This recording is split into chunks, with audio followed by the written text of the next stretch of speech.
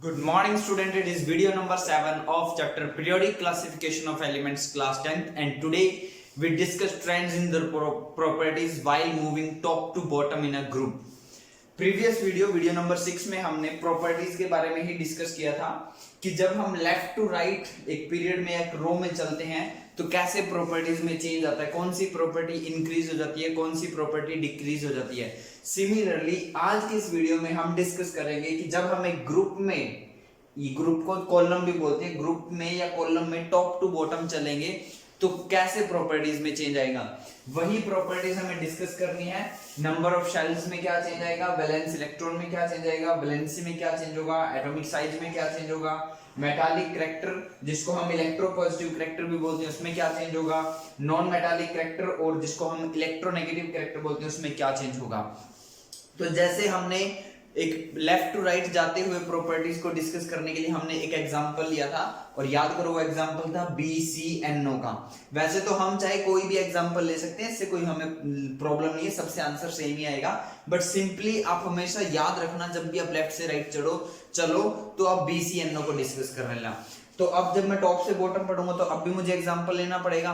तो मेरी चॉइस है, मैं चाहे फर्स्ट ग्रुप के एलिमेंट के साथ डिस्कस करूं, मेरी चॉइस है मैं चाहे सेकंड ग्रुप के एलिमेंट के साथ डिस्कशन करूं, ये मेरी चॉइस है 13, 14, 15, 16, 17 और 18। मैं किसी भी ग्रुप के एलिमेंट, 3-4 एलिमेंट जरूर नहीं, आप सभी लो, 2 भी मत लो, मतलब मिनिमम 3 जरूर हो, 3 या 4 एलिमेंट के साथ आप डिस्कस कीजिए, किसी भी ग्रुप के एलिमेंट के साथ डिस्कस कीजिए, आपके आंसर सेम ही आएंगे। तो बड़ा सिंपल सा हम फर्स्ट ग्रुप के एलिमेंट ले लेते हैं, 3 या 4 ले लो, हलीना तक ले लेते हैं। तो यहाँ हलीना ये आ गया हमारे पास, हमने एग्जांपल ले लिया हलीना। आप चाहो तो एक और ले लो, पोटेशियम भी ले लेते हैं। तो मैंने फर्स्ट ग्रुप के 4 एलिमेंट ले लिए, देखो नजर आ रहा है हलीना के। ये बीच वाला ग्रुप नंबर 3 to 12 यहाँ से रिमूव है क्योंकि उसकी हमें नीड नहीं है और ना ये रूल्स इन पर, ये प्रॉपर्टीज में चेंज वगैरह इस 3 to 12 ग्रुप में अप्लाई होते हैं। तो हम हलीना को डिस्कस करेंगे और हमारे हर एक क्वेश्चन का आंसर आ जाएगा। तो देखो अब मैं एटॉमिक नंबर लिखता हूं, तो हाइड्रोजन का एटॉमिक नंबर होता है 1, लिथियम का एटॉमिक नंबर होता है 3 और सोडियम का एटॉमिक नंबर होता है 11 और पोटेशियम का एटॉमिक नंबर होता है 19। आपको याद है मैजिक नंबर जो अभी यहाँ लिखा भी हुआ है, देखो 2, 8, 8, 18, 18, 32, 32, जो क्या इंफॉर्मेशन देता था, ये मैजिक नंबर हमें इंफॉर्मेशन देता है कि कौन से पीरियड में कितने एलिमेंट हैं। तो देखो 1 में 2 ऐड किया 3 में 8 ऐड किया 11 में 8 ऐड किया 19 में फिर 18 ऐड कर दूंगा। देखो 19 में 18 ऐड कर देंगे तो 37 में 18 ऐड करेंगे तो 55 में 32 ऐड करेंगे तो समझ में आया 87। तो मींस हम मैजिक नंबर का बहुत बड़ा यूज है, हम किसी भी एटॉमिक नंबर को देख सकते हैं, पता कर सकते हैं। तो ये हो गया। अब जितना एटॉमिक नंबर होता है उतने इलेक्ट्रॉन फिल करने होते हैं। तो मैं इसके जब इलेक्ट्रॉन फिल करूंगा तो मैं यहाँ पर मेंशन भी कर देता हूँ, ठीक है। लाइक ये K सेल है, L, M और ये M सेल, शायद मिनिमम 4 की हमें रिक्वायरमेंट होगी। तो एक ही इलेक्ट्रॉन फिल करना है तो ठीक है, मैं इसको फर्स्ट में फिल कर देता हूँ यहाँ पर, ठीक है। तो यहाँ हम लिख लेते हैं इसको थोड़ा सा, ठीक है, ये यहाँ हम लिख लेते हैं K, L, M, N shell. तो फर्स्ट में ही एक इलेक्ट्रॉन आ गया, ठीक है।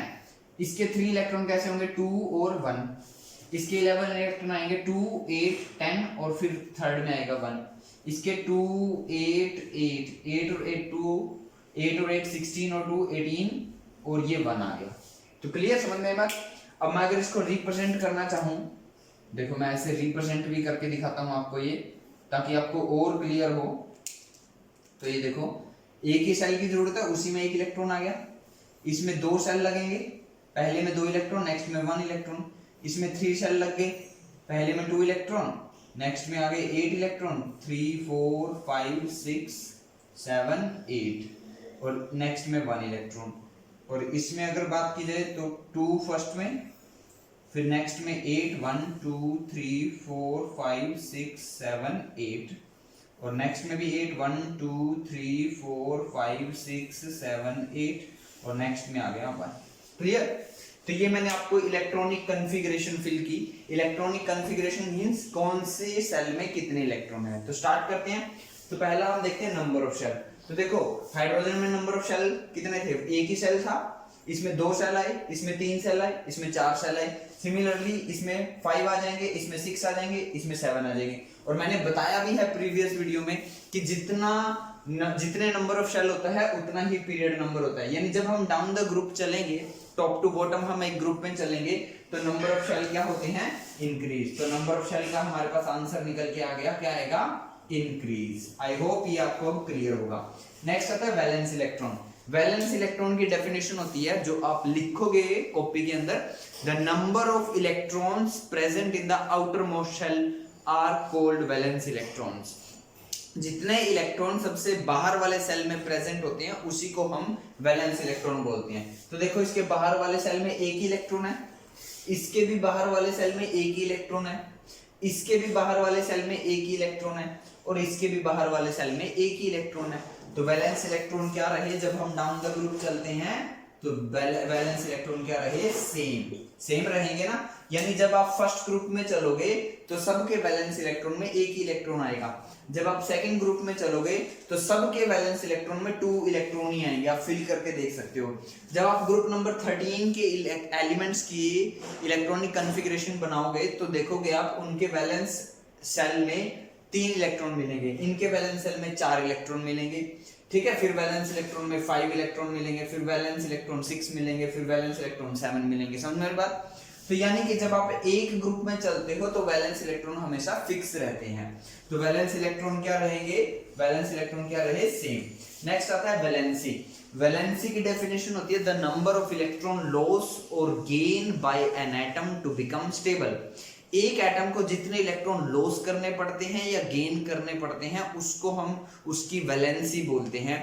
लॉस या गेन क्यों करता है, क्योंकि उसे स्टेबल होना होता है। और स्टेबिलिटी का रूल होता है कि जो आउटर मोस्ट शेल होता है या तो वो कंप्लीटली फिल्ड हो, मतलब उसमें पूरे 8 इलेक्ट्रॉन हो, या वो कंप्लीटली वेकेंट हो, मतलब उसमें पूरे 0 इलेक्ट्रॉन हो। और जो काम उसके लिए इजी होता है वो वही करता है। अब जैसे मान लो किसी एटम के बाहर वाले सेल में 1 इलेक्ट्रॉन है, तो उसको 0 करने के लिए क्या करना होगा, 1 लॉस, और 8 करने के लिए क्या करना होगा, 7 गेन। तो 7 गेन करना इजी है या 1 इलेक्ट्रॉन को लॉस करना इजी है, 1 इलेक्ट्रॉन को लॉस करना इजी है, तो वो 1 को लॉस करेगा।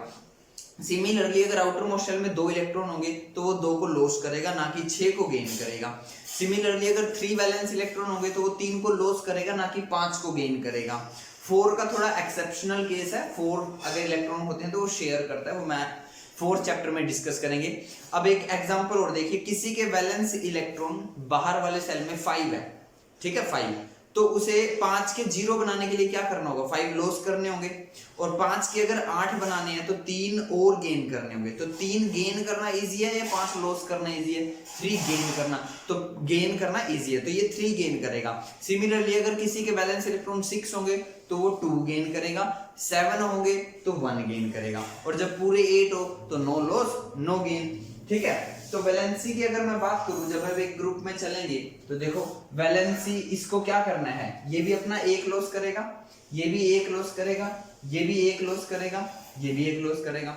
जब हम ग्रुप नंबर 2 में चलते तो वो सारे 2 लॉस करते, जब हम ग्रुप नंबर 3 में चलते तो वो सारे 3 लॉस करते। ग्रुप नंबर 14 एक्सेप्शनल छोड़ दीजिए, ग्रुप नंबर 15 में आते तो वो क्या करते, सब 3 गेन करते। ग्रुप नंबर 16 में जब आते तो वो सब एलिमेंट 2 गेन करते।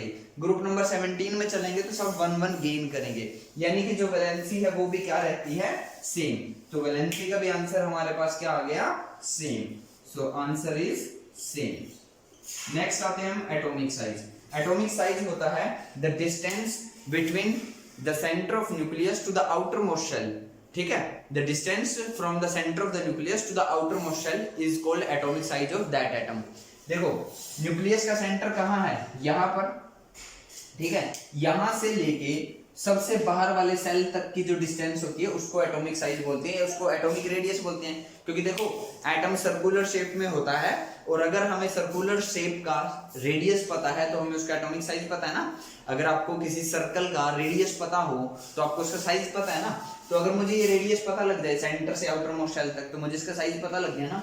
सिमिलरली यहाँ पे एटॉमिक रेडियस ज्यादा हो जाएगा क्योंकि जो आउटर मोस्ट शेल है वो थोड़ा दूर हो गया। अब इसमें 3 हो गए तो ये और डिस्टेंस बढ़ गया, ये 4 हो गए तो और डिस्टेंस बढ़ गया, तो एटॉमिक साइज क्या हो रहा है? इंक्रीज। तो एटॉमिक साइज का आंसर क्या आएगा? इंक्रीज। तो एटॉमिक साइज क्या हो रहा है? इंक्रीज। जब हम डाउन द ग्रुप जाते हैं तो एटॉमिक साइज इंक्रीज होता है, यानी कि लिथियम के एटम का साइज हाइड्रोजन के एटम के साइज से बिगर है, सोडियम के एटम का साइज लिथियम के एटॉमिक साइज से भी बिगर है, और पोटेशियम के एटॉमिक साइज सोडियम के एटॉमिक साइज से भी बिगर है। यानी जैसे जैसे हम नीचे जा रहे हैं एटॉमिक साइज इंक्रीज होगा। नेक्स्ट आता है मेटालिक कैरेक्टर, जिसको बोलते हैं इलेक्ट्रोपॉजिटिव कैरेक्टर। मेटल वो सब्सटेंसेस होते हैं, वो एलिमेंट होते हैं जो इलेक्ट्रॉन को लॉस करते हैं, इसलिए यहाँ ब्रैकेट में मेंशन भी है टेंडेंसी टू लॉस इलेक्ट्रॉन। अब ये दो मेटल हैं तो ये दोनों अपने इलेक्ट्रॉन लॉस करेंगे, बट जो जल्दी लॉस करेगा वो उतना अच्छा मेटल है, यानी कि उतना अच्छा उसका मेटालिक कैरेक्टर है। ठीक है, मेटालिक कैरेक्टर को इलेक्ट्रोपॉजिटिव कैरेक्टर क्यों बोलते हैं? वो इसलिए बोलते हैं, देखो अभी इसने कोई इलेक्ट्रॉन लॉस नहीं किया है तो इसके पास जितने इलेक्ट्रॉन है उतने ही प्रोटॉन है, तो प्लस और माइनस टोटल हो गया 0, तो इस पे नेट चार्ज हो गया 0। लेकिन मान लो ये मेटल है तो ये अपना इलेक्ट्रॉन लॉस करेगा, तो इलेक्ट्रॉन को लॉस करने के बाद क्या होगा? इसके प्रोटॉन तो ज्यादा रहेंगे, इलेक्ट्रॉन कम हो जाएंगे, जिसकी वजह से इसके ऊपर पॉजिटिव चार्ज आएगा। यानी मेटल इलेक्ट्रॉन को लॉस करके पॉजिटिवली चार्ज्ड आयन बनाते हैं, जिसको हम कटायन बोलते हैं, इसलिए हम इसको इलेक्ट्रोपॉजिटिव कैरेक्टर भी बोलते हैं। ठीक है, तो अब उसको समझिए कौन इजीली लॉस करेगा। देखो हाइड्रोजन को भी अपना एक लॉस करना है स्टेबल होने के लिए, लिथियम को भी एक लॉस करना है स्टेबल होने के लिए, सोडियम को भी एक लॉस करना है स्टेबल होने के लिए, पोटेशियम को भी एक लॉस करना है स्टेबल होने के लिए। बट ज्यादा इजीली कौन लॉस करेगा? कंडीशन सबके लिए सेम है, बट जो जल्दी लॉस करेगा वो बढ़िया मेटल होगा। तो किसको निकालना आसान है? आप बताओ, आप इसका इलेक्ट्रॉन आसानी के साथ निकाल सकते हो या इसका इलेक्ट्रॉन? देखो ये इलेक्ट्रॉन है, ठीक है, उधर से आप इसको फोर्स लगाकर खींच रहे हो, इलेक्ट्रॉन को बाहर निकालना चाहते हो, ठीक है, और इस साइड इसको न्यूक्लियस खींच रहा है, क्योंकि न्यूक्लियस में कौन होते हैं? प्रोटॉन। प्रोटॉन पे क्या चार्ज होता है? पॉजिटिव। और इलेक्ट्रॉन पे कैसा चार्ज होता है? नेगेटिव। और पॉजिटिव चार्ज और नेगेटिव चार्ज में क्या होती है? अट्रैक्शन। और दुनिया की सबसे स्ट्रॉन्गेस्ट फोर्स है ये, प्लस और माइनस नेगेटिव चार्ज में जो फोर्स होती है ना, वो सबसे स्ट्रॉन्गेस्ट फोर्स होती है। तो न्यूक्लियस तो खींच रहा है इस इलेक्ट्रॉन को अंदर, और आप खींच रहे हो इससे बाहर। अगर आपकी फोर्स ज्यादा हुई तो इलेक्ट्रॉन बाहर निकल जाएगा, बट अगर न्यूक्लियस की फोर्स ज्यादा हुई तो इलेक्ट्रॉन नहीं निकलेगा, है ना। तो अब आप इसको इलेक्ट्रॉन को बाहर निकालने के लिए आपको फोर्स लगानी है, इसको भी लगाने के लिए, इसको भी निकालने के लिए फोर्स लगानी पड़ेगी। किस केस में ज्यादा लगानी पड़ेगी, किस केस में कम लगानी पड़ेगी? बताइए। इस केस में कम फोर्स लगानी पड़ेगी। क्यों? क्योंकि देखो ये इलेक्ट्रॉन, सबसे बाहर वाला इलेक्ट्रॉन इस न्यूक्लियस से पॉजिटिवली चार्ज प्रोटॉन से दूर है ना। देखो ये पॉजिटिव न्यूक्लियस, ये इलेक्ट्रॉन, ये यहां पर है, एक दूसरे के पास है, ठीक है। आप इस इलेक्ट्रॉन को निकालना चाहते हो, ठीक है। एक दूसरी कंडीशन ये है कि न्यूक्लियस तो भी यहाँ है, लेकिन ये इलेक्ट्रॉन यहाँ है, तो इसको निकालना आसान है ना। क्यों? क्योंकि इनके बीच का डिस्टेंस बढ़ गया, और डिस्टेंस बढ़ गया तो फोर्स कम हो गया ना। यहाँ देखिए ध्यान से, ये पॉजिटिव इस इलेक्ट्रॉन को अपनी तरफ खींच रहा है, ये पॉजिटिव भी इस इलेक्ट्रॉन को अपनी तरफ खींच रहा है, बट कम फोर्स से। क्यों? क्योंकि इलेक्ट्रॉन दूर है, तो इस इलेक्ट्रॉन को निकालना आसान है as compare to this electron. अब यहां पहुंचिए, यहां ये इलेक्ट्रॉन और दूर हो गया, तो इसको निकालना और आसान हो गया। इस केस में देखिए इलेक्ट्रॉन और ज्यादा दूर हो गया, तो इसको निकालना अब आसान है। आप ये समझ लो ना, ये इलेक्ट्रॉन और प्रोटॉन आपस में लड़ रहे हैं, ये पास पास लड़ रहे हैं, तो इनको आप जाके बीच में इनकी लड़ाई को बंद नहीं करवा सकते, मतलब आप इनको अलग अलग नहीं कर सकते। यहां थोड़ा डिस्टेंस बढ़ गया तो हम अलग कर सकते हैं, यहाँ डिस्टेंस इनके बीच और ज्यादा बढ़ गया तो अब हम और आसानी से अलग कर सकते हैं, और यहाँ तो बहुत दूर दूर है, मतलब लड़ने के लिए आ ही रहे थे कि हमने खींच कर बाहर निकाल दिया एक को, है ना। समझ में आ रही है बात? तो जब हम डाउन द ग्रुप जा रहे हैं तो इलेक्ट्रॉन को लॉस करने की टेंडेंसी इंक्रीज हो रही है, और इलेक्ट्रॉन को लॉस करने की टेंडेंसी इंक्रीज हो रही है तो वो अच्छा मेटल बनता जा रहा है, अच्छा मेटल बनता जा रहा है तो मेटालिक कैरेक्टर इंक्रीज हो रहा है। तो आंसर आ गया हमारा, मेटालिक कैरेक्टर का आंसर आ गया इंक्रीज। बात समझ में आई? मेटालिक कैरेक्टर क्या हो रहा है? इंक्रीज। और आप देख भी सकते हो, देखो हाइड्रोजन एक नॉन मेटल है, फिर आया, ठीक है। अब सोडियम पोटेशियम, याद है आपने रिएक्टिविटी सीरीज पढ़ी थी, रिएक्टिविटी सीरीज में सबसे टॉप पर कौन सा एलिमेंट है? सोडियम, है ना। देखो sodium most reactive metal, potassium most reactive metal, है ना। तो जैसे जैसे आप नीचे जा रहे हो मेटालिक कैरेक्टर इंक्रीज हो रहा है, मेटल इंक्रीज हो रही है, समझ में। अब आता है non metallic character.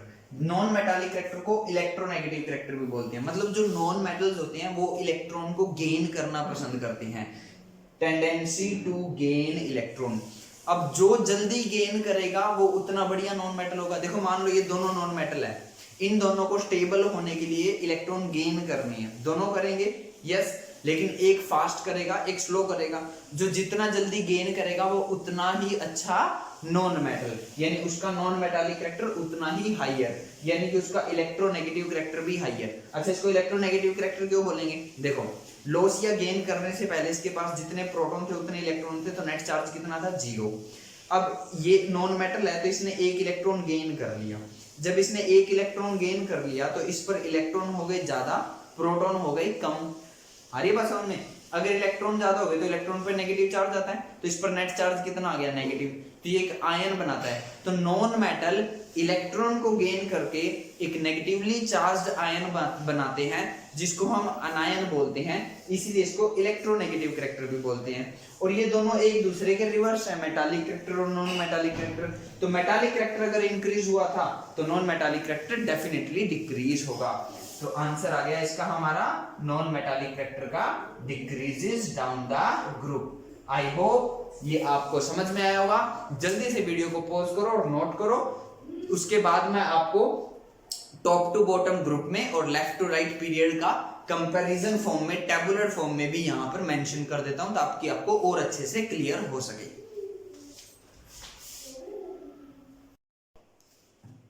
Video number 6 और 7 की कंप्लीट समरी हमारी ये रही टेबुलर फॉर्म में। ये पीरियड में लेफ्ट टू राइट जब हम चलेंगे तो हमने एग्जांपल लिया था BCNO का। ये रही हमारी properties, number of shell same रहते हैं, वैलेंसी इलेक्ट्रॉन इंक्रीज होते हैं, वैलेंसी पहले इंक्रीज होती है, इंक्रीज का सिंबल है, देन डिक्रीज होती है, एटॉमिक साइज डिक्रीज होता है, मेटालिक कैरेक्टर या इलेक्ट्रोपॉजिटिव कैरेक्टर डिक्रीज होता है, नॉन मेटालिक कैरेक्टर और इलेक्ट्रोनेगेटिव कैरेक्टर इंक्रीज होता है। जब हम ग्रुप में चलते हैं, मींस टॉप टू बॉटम चलते हैं, तो हमने एग्जांपल लिया था हलीना, ठीक है, हाइड्रोजन, लिथियम, सोडियम, पोटेशियम। तो इसमें रहता है नंबर ऑफ शेल इंक्रीज होते हैं, वैलेंस इलेक्ट्रॉन सेम रहते हैं, वैलेंसी भी सेम रहती है, एटॉमिक साइज इंक्रीज होता है, मेटालिक कैरेक्टर इंक्रीज होता है, नॉन मेटालिक कैरेक्टर डिक्रीज होता है। याद रखना, इनमें से आपसे 1-2 क्वेश्चन ही पेपर में पूछा जा सकता है और साथ में आपको रीजन भी बताना होगा। रीजन मैंने बताया था, due to increase in effective nuclear charge. ये line due to increase in effective nuclear charge, ये आपका कई रीजन में काम आ सकता है।